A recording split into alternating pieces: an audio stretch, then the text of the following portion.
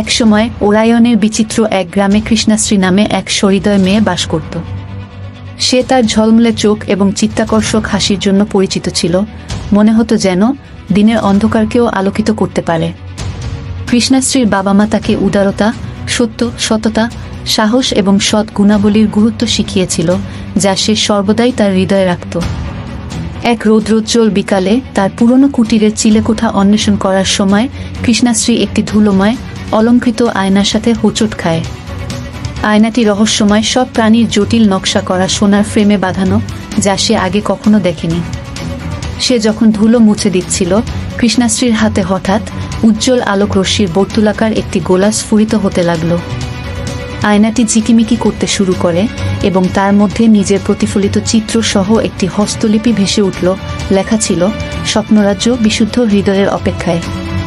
কৌতূহলী হয়ে কৃষ্ণাশ্রী আয়না স্পর্শ করল এবং এক মুহূর্তে স্বপ্নরাজ্য নামে একটি জাদুকরী দেশে যেয়ে পৌঁছাল। স্বপ্নরাজ্য নামক মায়াময় এই পৃথিবী ভাসমান দ্বীপ, ঝলমলে ফুল, ঝর্ণা এবং নানা রকমের প্রাণীতে ভরা ছিল। এটি এমন একটি জায়গা যেখানে স্বপ্নগুলো যেন এক এক জীবন্ত প্রতিমূর্তি। কৃষ্ণাশ্রী বিস্ময়ে চারপাশে ভাসমান দ্বীপ আর ঝলমলে ফুল দেখতে থাকে।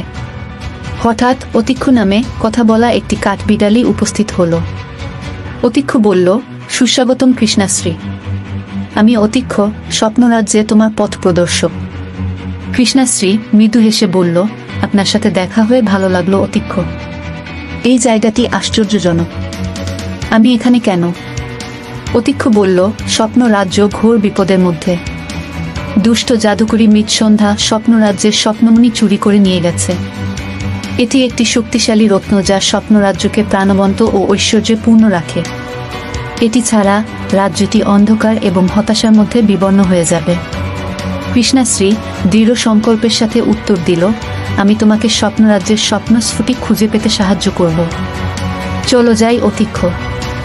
মায়াময় স্বপ্নরাজ্যকে বাঁচানোর জন্য দৃঢ়প্রতিজ্ঞ কৃষ্ণাশ্রী অতীক্ষের সাথে ক্রিস্টাল পুনরুদ্ধারের অনুসন্ধানে যাত্রা শুরু করে।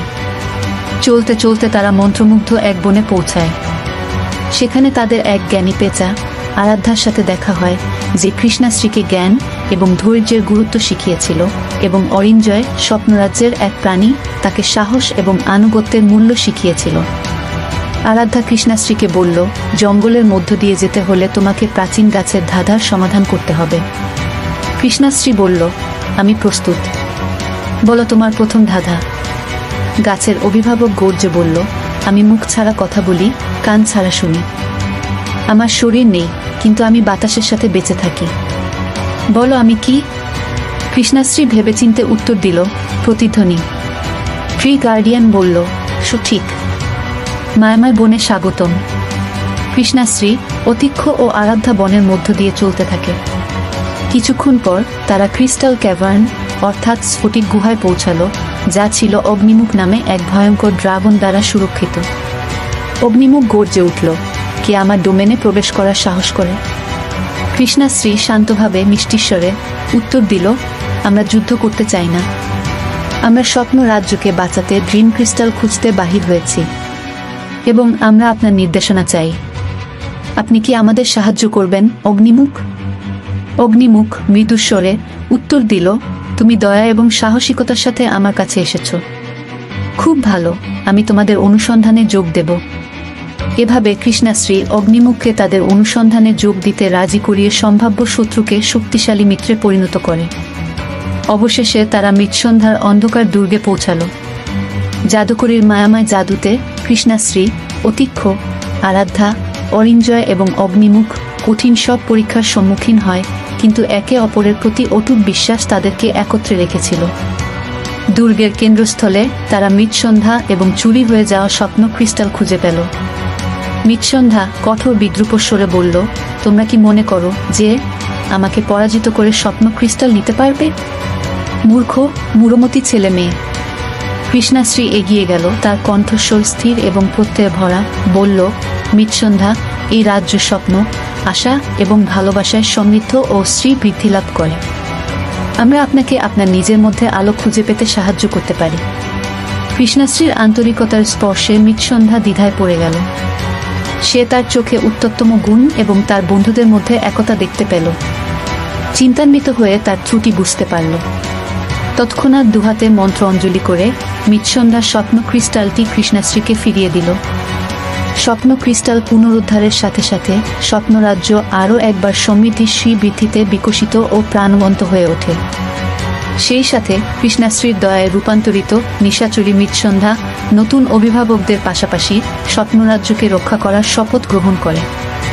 কৃষ্ণাশ্রী তার বন্ধু অতীক্ষ, আরাধ্যা, অরিঞ্জয় এবং অগ্নিমুখ সবাইকে ধন্যবাদ দিয়ে বলল, আমরা একত্রেই সবকিছু সমাধান করতে পেরেছি। অতীক্ষ বলল, স্বপ্নরাজ্য তোমার সাহসিকতা এবং দয়ার কারণেই এর শ্রী ও প্রাণ ফিরে পেল কৃষ্ণাশ্রী। কৃষ্ণাশ্রী বলল, আমি সত্য, সততা, দয়া ও একতার শক্তি এবং অন্যের অকপট নিষ্ঠা, সদ্গুণ, সাধুতায় বিশ্বাস করার গুরুত্ব সর্বদাই আমার সাথে নিয়ে চলব।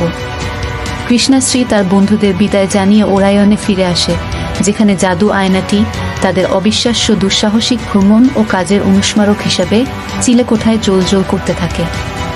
আর এভাবেই কৃষ্ণাশ্রী সুখ, সমৃদ্ধি ও প্রশান্তিতে তার জীবন অতিবাহিত করতে থাকে।